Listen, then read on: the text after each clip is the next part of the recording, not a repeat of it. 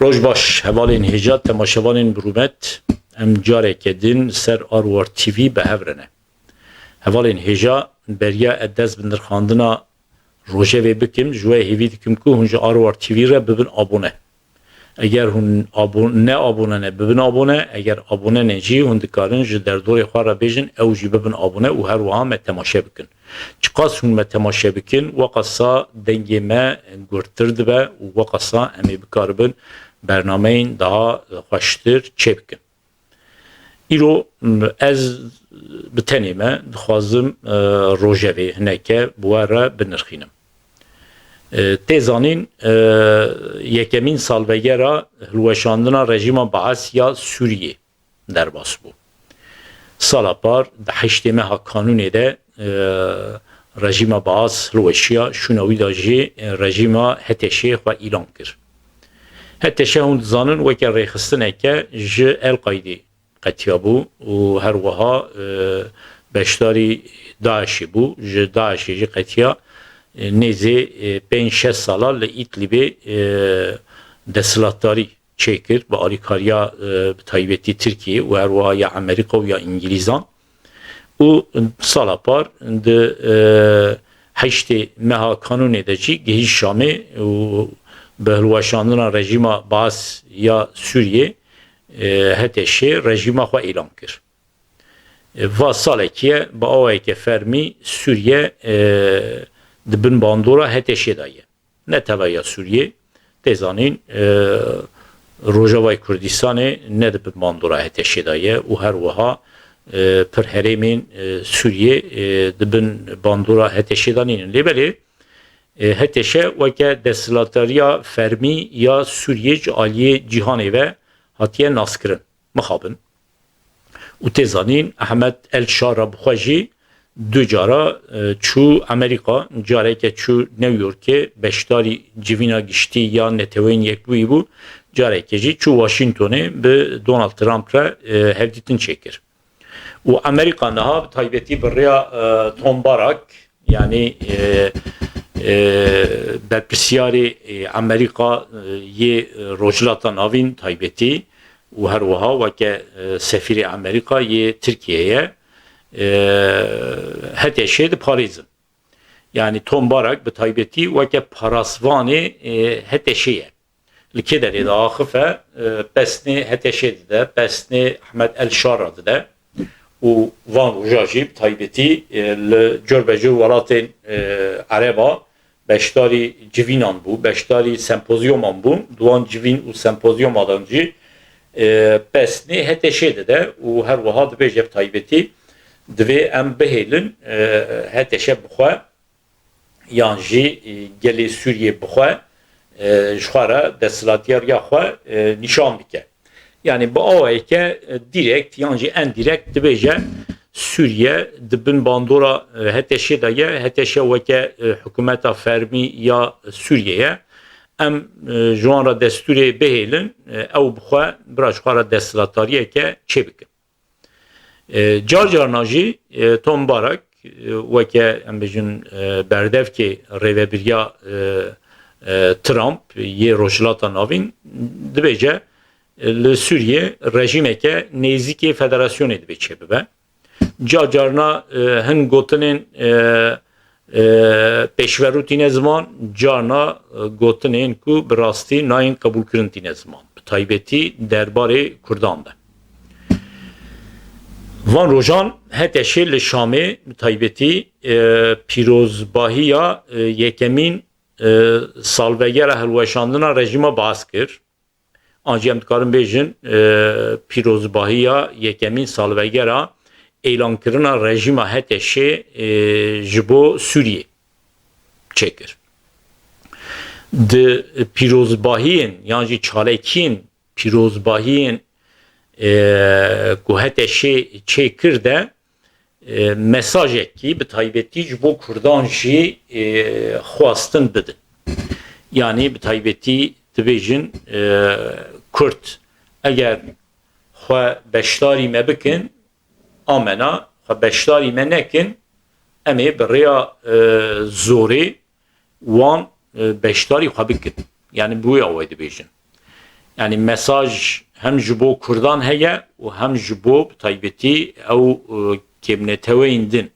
Yani weke Durzî û her wiha kêmneteweyên Olî weke Elewiyan û her wiha weke Nusayriyan yên ku ne Müslümanın mesaj didin wan beşên civakê û Tirkiye jî mixabin beşdarî van gef û gurên ku heteşe dixwe dibe. Ji duho ve di televizyonên Tirkan de li ser medya civakî em dibînin ku li ser axa Sûriye artêşa Tirk xwe nîşan dide. Yani zaten artêşa Tirk li Sûriye her tim heye. Mesela li Efrînê, li dora Efrînê heya nêzîkî Helebê jî artêşa Tirk heye. Li belê ji du roj vir ve artêşa Tirkan ku li Sûriye ser axa Sûriyeye xwepêşandanan çê dike. Yani hêzda xwe nîşan dike ku ew li Sûriyeye bi taybetî vê weke mesajeke dide Kurda.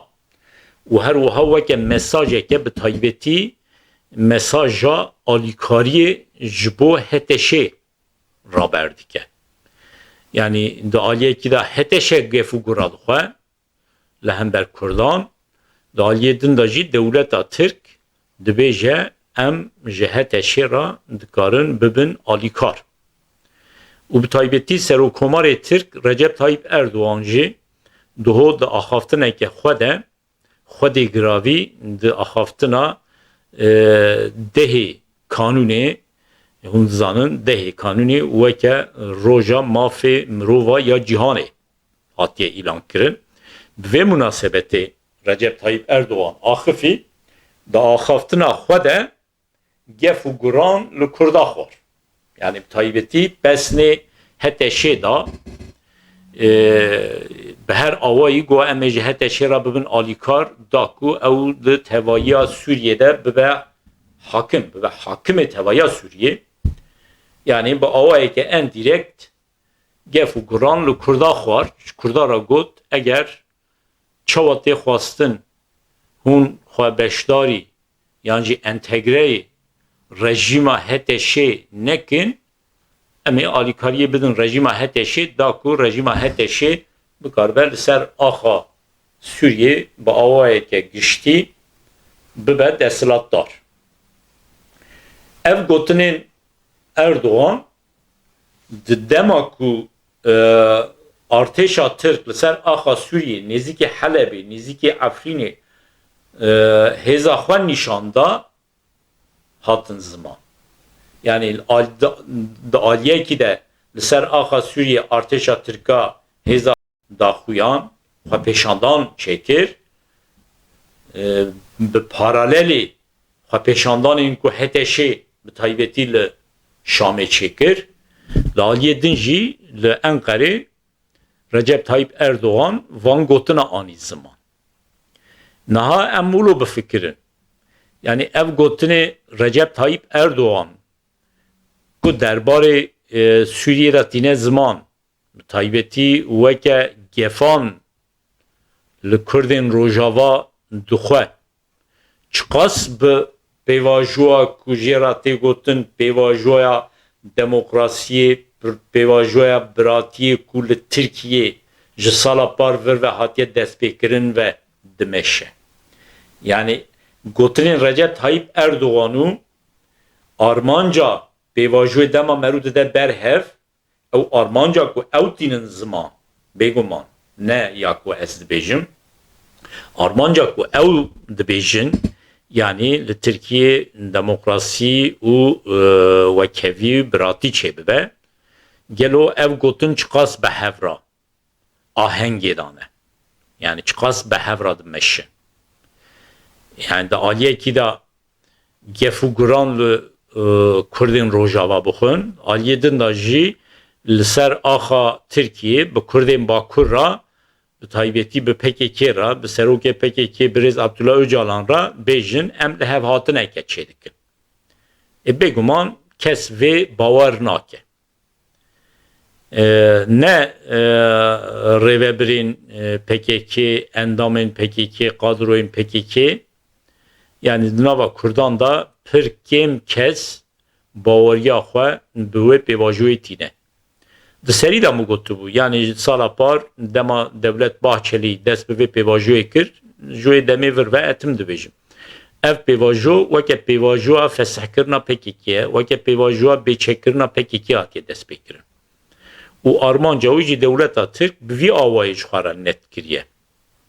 Lêbelê cur be cur rêxistin li Tirkiye û bi taybetî rêxistinên Kurdan, rêxistinên ku nêzîkê Dem Partiyê ne, nêzîkê PKK ne, armanceke din bi taybetî tînin ziman ji bo vê pêvajoyê.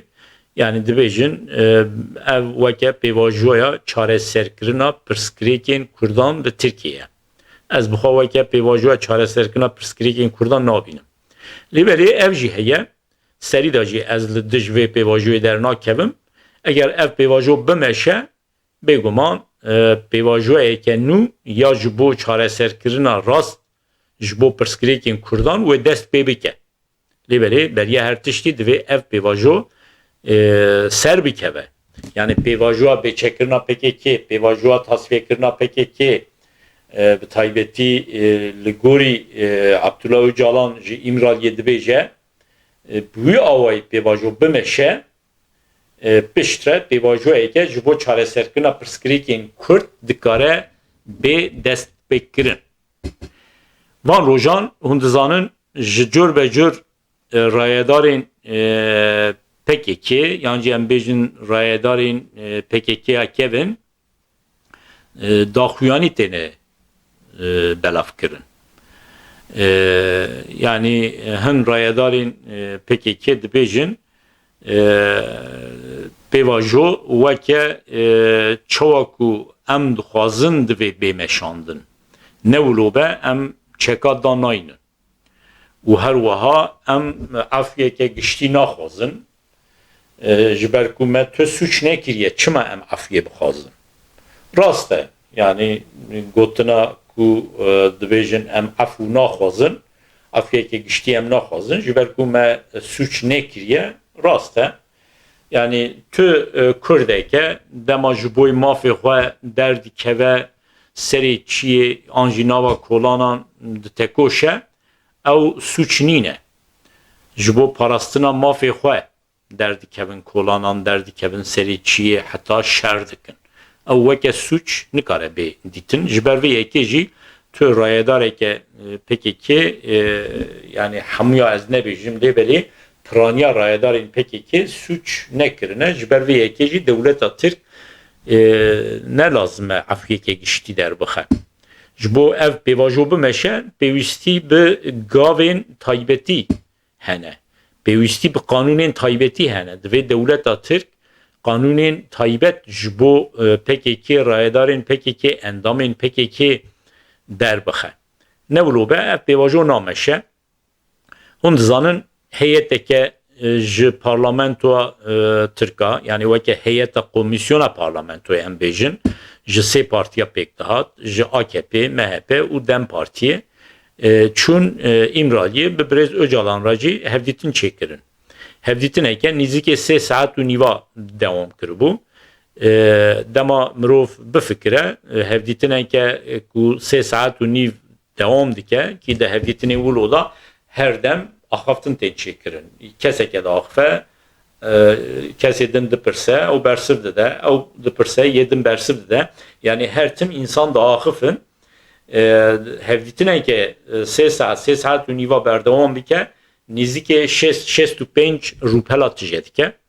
Lêbelê wê heyetê tenê 4 rûpel pêşkeşî komisyona parlamentoyê kir. Yani tiştê ku hatiye axaftin ji merû dikarin bêjin, yani ji bîsta hema yek eşkere kirin. Em nizanin bi rastî duê hevdîtinê da çi hate gotin, çi hate ziman. Lêbelê em texmîn dikin. Mesela eger derbarê Rojava da bi taybetî Abdullah Öcalan tiştên xweş ku li xweşiya rayedarên AKP û MHP dewleta Tirk diçin anîba ziman hemû axaftin dihatin eşkere kirin.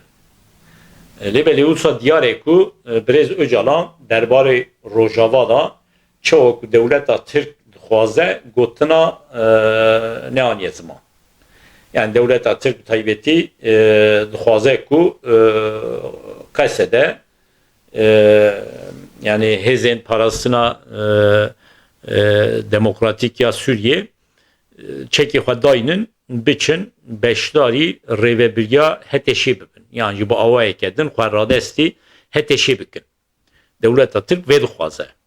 û armanca wan ew bû ku biçin İmraliyê ji Abdullah Öcalan daxuyaniyeke di vê çarçeveyê de bigirin û qesede jî li gorî daxwaza Birêz Öcalan silahê xwe dayîne biçin xwe radestî rêveberiya HTŞ bikin. Lêbelê wisa diyarê ku li İmraliyê ev gotin ji aliyê Öcalan var nehatiye ziman ji ber vê yekê jî dewleta Tirk çi di hevdîtinê de hatiye axaftin ne aniye ziman. Gulistan Kiliç Koçyiğit yani wek parlamentera Dem Partiyê ku çûbû İmraliyê cörbecür daxuyanî da yani da aşkere kirin ku tiştê ku dewleta Tirk dibêje tiştê ku AKP û MHP dibêje li İmraliyê wilo nehatiye axaftin û daxwaz dike ku hemû axaftinên ku li İmraliyê hatine kirin bêne aşkere kirin. Yani mabesta min çi ye? Dewleta Tirk çi dixwest ji İmraliyê negirt. Em nizanin bi rastî Birêz Öcalan çi gotiye derbarê Rojavada lêbelê wisa diyarê ku dewleta Tirk çi dixwest negirt ji ber vê yekê jî gotinên ku li İmraliyê hatine ziman ji hema merû dikarin bêjin yani ji 6 rûpelî 4 rûpel eşkere kirine. Ji sedî 5 eşkere kirin. Çawa wê bibe ji vir şûnde yani di derbarê pêvajoyê de pêvajoya ku ji sala par vir ve hatiye destpêkirin vir ve di derbarê wê pêvajoyê de pir zêde hêviyê minê mezin tunin. Lêbelê weke hineke dibêjin ev pêvajo li vê derê xilas nabe. Yani beriya her tiştî PKK neçare vê pêvajoyê bide meşandin.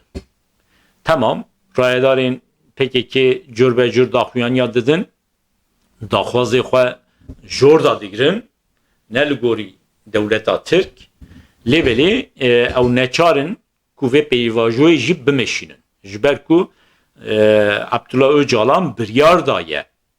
Zaten biryar da bû ku PKK xwe fesih bike, PKK xwe fesih kir. Biryar daye ku PKK bi tevayî çeka dayîne. Lêbelê hê em nizanin di derbarê rewşa endamên PKK de Abdullah Öcalan çi difikire, çi dibêje.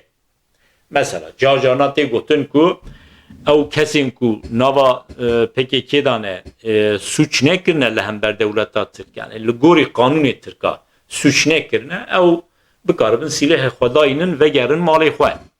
Lêbelê divê bêzanîn ku li gorî qanûnê Tirka kesê ku tev li PKK bûye suç kiriye.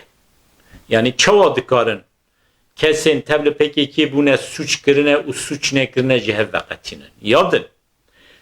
Çawa dikarin bizanibin ku kesê ku beşdarî PKK bûye saleke 2 sal, 5 sal, 10 sal di nava PKK da ye qet silah negirtiye destê xwe an jî bi silah li hember askerên Tirka, li hember polîsê Tirka, li hember cürbecür rayedarên dewleta Tirk şer nekiriye. Çawa dikarin tespît bikin. û yadin kesên ku em bêjin li gorî dewleta Tirk suç nekirine ew şunda biçin malê xwe tev li jiyana sivîl û siyasî bibin. Lêbelê ew kesên ku Devleta Türk dibêje wan suç kirine bi salan di nava PKK de ne hejmara wan jî bi sedan e. Belkî ji hezarî zêdetir e.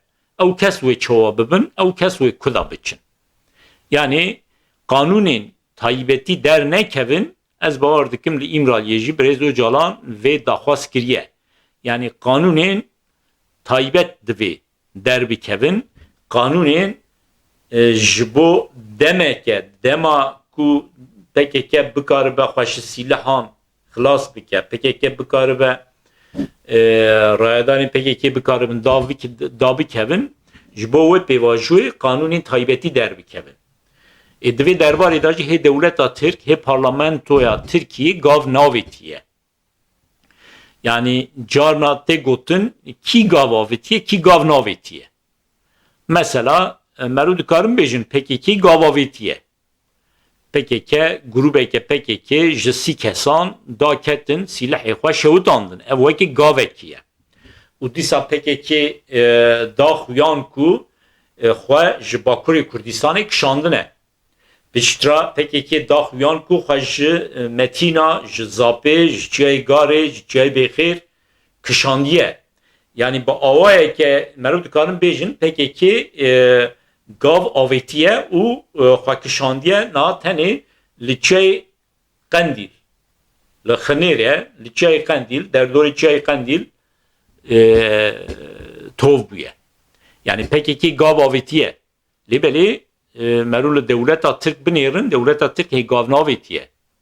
Çêkirina komisyona parlamentoya wek gaveke dibînin, lêbelê ew wekê gav nîne. Serdana İmraliyê wekê gaveke dibînin, ez bi xwe wekê gav nabînim. Yani heya di warê zagonî de gav neyên avêtin, zagon neyên guhertin, ew kesên bi navê PKK di zîndana dane. Bi hezaran kes hene. Ew neyên berdan wekê gav merû nikarin bibînin. Yani dewleta Tirk ti gavan avêtiye. Niha mesela parlamentoya Tirkiyeyê de paketeke kanûna afwî heye. Lêbelê di nav de girtiyên siyasî tune.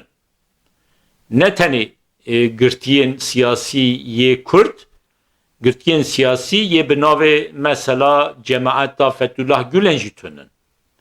Girtiyên siyasî yê bi navê cürbecür partiyên çepên Tirk jî tune. Yani tu kesên ku bi sebebên siyasî hatine girtin di zindanê de ne di nav de tune. Heta kesên ku li gorî mehkemê Tirkan bi suçên siyasî di hundir da nînin, lêbelê ew kesayetiyên siyasî ne, ew jî di nava wê paketê da nînin. Mesela ji bo Selahattin Demirtaş dibêjin girtiyeke siyasî nîne. Madem ki Selahattin Demirtaş girtiyeke siyasî nîne, wê demê çima navê Selahattin Demirtaş nakin nava ew kesên ku hûn dixwazin bixin çarçoveya vê afwiyê bikin. Çima Selahattin Demirtaş nakeve nava wan? Madem ki hûn dibêjin Selahattin Demirtaş girtiyeke siyasî nîne, wê demê divê ew afwiya ku hûn derbixin, pakêta ku hûn derdixin, Selahattin Demirtaş di nav da hebe. Selahattin Demirtaş di nav da tune. Osman Kavala di nav da tune. Yani devleta Tirk heya niha di derbarê vê pêvajoyê de di warê pratik de gav navêtiye. Di derbarê Rojava da jî nermahiyeke tune. Weke min got, hê jî serokkomarê Tirk Recep Tayyip Erdoğan û her wiha weke serokê AKP li Rojava ji bo Kurdên Rojava gefandîne ziman. Yani ez texmîn nakim şereke li Rojava derbikeve. Yani heteşe weka jî cesaret nake duwarê leşkerî da bi Rojava ra bi hêzên Qesedê ra bikeve nava pevçûneke. Beriya her tiştî Amerîka ji bo berjewendiyê xwe ji vê re destûr nade û ya din jî Fransa destûr nade. Fransa hûn dizanin di nava Yekîtiya Ewropayê da duwarê ولاتی هری زیده به باندوره و هر وها د درباره کردین روجاوا دا جی دناوا ولاتین یکیتی اروپایی دا فرانسا ولاتی هری زیده شیاره و لسر آخا سوریه لسر آخا روجاوا جی هزه که نمزن بجی یا فرانسا هیه و از جور به جور چفکانین خواه یل فرانسا آگاهیان دگرم کو فرانسا به تایبتی دوی دمی دا درباره روجاوا دا دناوا چیکرنا سیاست که نودهیه یعنی بگومان فرانسا جدر وی سیاست امریکا تبنا گره لیبلی فرانسا درباره کردان دا به تایبتی لسر هلوست امریکا به باندوره yani Fransa taybeti nahile ve nehile heteşe lehember Kurdan bikeve nava erişeke leşkeri ve kemin got Amerika jî bu berjewendiyê xwe ve nehile gefu guran dixun yani mabesta min çi ye dewleta Tirk divê demê de daxwaza xwe raberdike daxwaza xwe ya şer lehember Kurdan raberdike yani divêje ji İmraliyê talimat dernakeve da ku qesede xwe radestî heteşê bike lêberê bi rêbazên leşkerî em ê ser qesedê re biçin ser qesedê de biçin ser Rojava da biçin dengav bikin hevalên hêja bûyereke xweş ya din bi taybetî ne weke bûyer وکه هلوست ام بیجن هلوست باشور کردستانه هلوست که باشه و دمیده یعنی به تایبتی و خوانده کرنا مظلوم کوبانی یا جبو دو که ریوبریا هریما باشور کردستانه گاوه که باش آوید yani merud karın bejin ve ke alikariye ke diplomatik ya baş jubo Rojava derkete holi u cör ve cör rayedarin revebiriya başuri Kürdistanê jî bi daxuyaniyên xwe bi taybetî weke Nêçîrvan Barzanî dibêjin divê li Rojavayê Kürdistanê li Sûriye ji bo taybetî Rojava xweseriye ke bênas kirin yani piştgiriye ke ji rêvebiriya başûrê Kurdistanê ji bo Rojava meriv dibînin ev li xweşê hemû Kurdan diçe çawa ku wan rojan tê zanîn birêz Mesûd Barzanî çû Cizîra Botan ji bo sempozyuma melayê Cizîrê Kurdan bi awayeke xweş û gêş wî pêşwazî kirin ew weke bûyereke dilê me hemû Kurdan hênik kir yani li xweşê Tirkan neçû li xweşê rayedarên dewleta Tirk neçû mimkûn e lêbelê li xweşê hemû Kurdan çû hêvîdarim heman helwesta başûrê Kurdistanê ya rêvebiriya başûrê Kurdistanê ji bo Rojava û her wiha ji bo Bakurê Kurdistanê dewam bike. Yani Kurd biran e. Her çarperçeyên Kurdistanê jî meriv binêrin Kurd bi yek örf û adeteke jiyan dikin. Bi yek zimaneke bi hevra da axifin. Yani çendî em bêjin di nava zimanê Kurdî de Kurmancî, Soranî Kürtkî û her wiha lehçeyên piçûkiyê din hebin jî Kurd bi yek zimaneke hevdû baş fêm dikin. Mesela li Tirka merû binêrin ka dibêjin 16 hev dewletên Tirka hebûne û niha jî 6 hev dewletê ku weke dewletê Tirkan tê naskirin hene. Kîjan dewlet bi dewleteke din re bi heman zimanê dikare hevdû fêm bike. Mesela Tirk û Ezerî hevdû baş fêm nakin. Tirk û Türkmen hevdû baş fêm nakin. Türk u Özbek hevdu baş fêm nakin. Hatta zamanê Özbekî û Tirkiya ku li Tirkiyeyê axaftin qet jî naşibe hev. Lêbelê Kurd wilo nînin. Tu biçî Başûrê Kurdistanê, tu biçî Rojavayê Kurdistanê, tu bê Bakurê Kurdistanê, tu biçî Rojhilatê Kurdistanê, Kurd hevdû baş fêm dikin. Kurd bi yek ırf û adeteke jiyan dikin. Li her çarpêçeyên Kurdistanê heman müzik de guhdar kirin. Heman folklor de lêistin. Yani rihê Kurdan çar parçe nîne. Ba awayeke fizîkî dagirkeran Kurdistanê kiribe çar parçe jî rihê Kurdan yek e. Türk dibêjin ya em hemû yekin. Ne yekin? Parçe parçe ne? Lêbelê Kurd yekin. Yani ez hêviya xwe wenda nakim û ez hêvî dikim ku bi xwe jî bibînim rojeke ew sînorên ku dagirkeran li Kurdistanê çêkiriye wê bêne hilweşandin. Hevalên hêja em gihîştin dawiya bernameyê heya carekê din bimînin xweşiyê de silav û hürmet.